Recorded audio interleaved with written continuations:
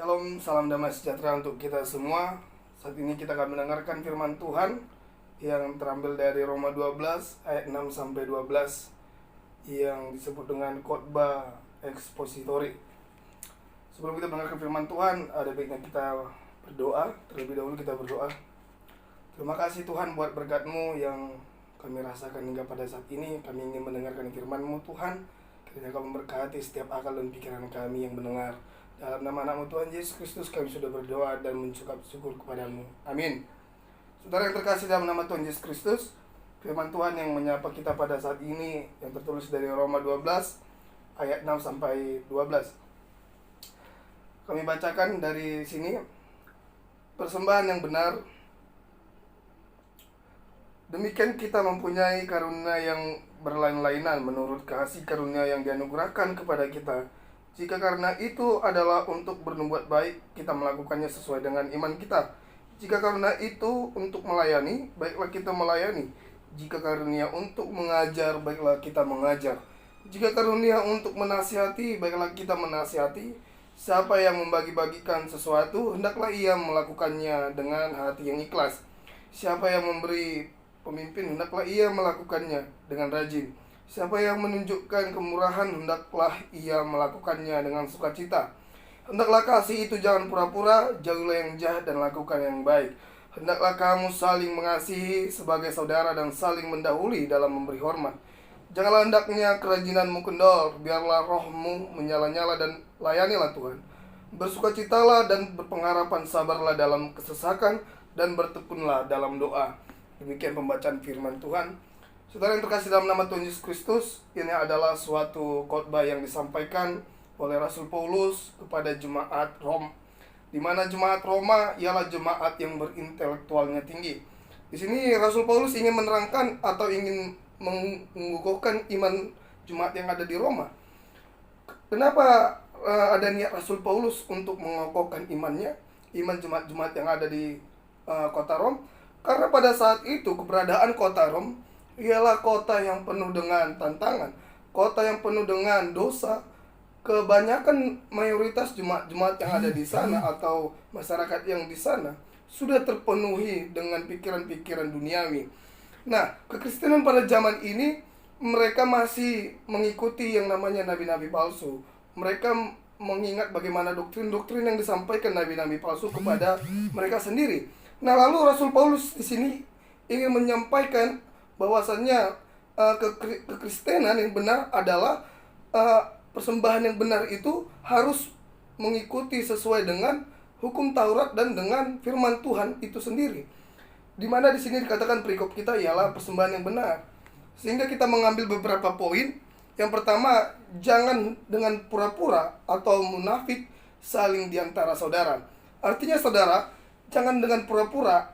Kebaikan itu sifatnya ialah ketulusan. Jangan berpura-pura kalau dia ingin berbuat baik. Kalau dikatakan berpura-pura berarti ada yang ingin dicapainya dari kebaikannya tersebut.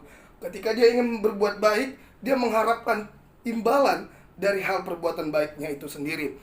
Nah, lalu poin yang kedua yaitu mendahului dalam memberi hormat, membantu orang-orang yang berkekurangan. Nah, di beberapa ayat juga diterangkan bahwasannya mendahului dalam memberi hormat dan membantu orang-orang yang berkekurangan. Artinya apa saudara? Ketika kita mengimani firman ini, kita harus memberikan teladan atau memberikan hormat kepada sesama kita, membantu orang-orang yang serba kekurangan.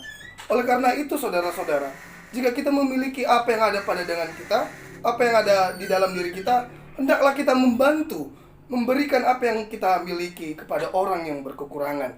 Lalu poin yang ketiga, memberi tumpangan, bersukacita dengan orang yang bersukacita itu sendiri. Artinya ketika kita memberikan pertolongan, hendaklah kita tidak bersungut-sungut. Hendaklah kita memberikan dengan sukarela, sukacita, sehingga yang menerima kebaikan kita itu juga merasakan sukacita juga. Karena kita sendiri pun memberi pertolongan dengan sukacita.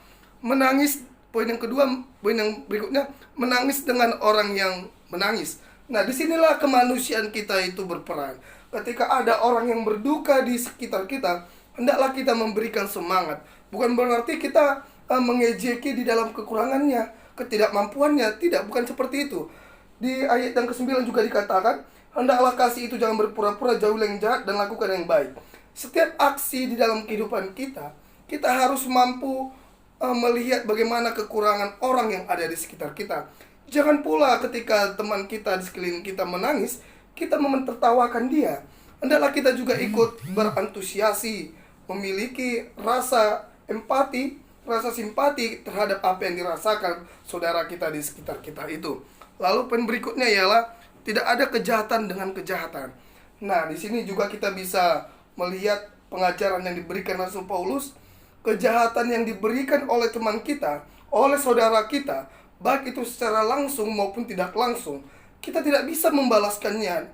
Kejahatan itu juga tidak bisa. Hendaklah kita juga harus membalaskan kejahatan dengan kebaikan.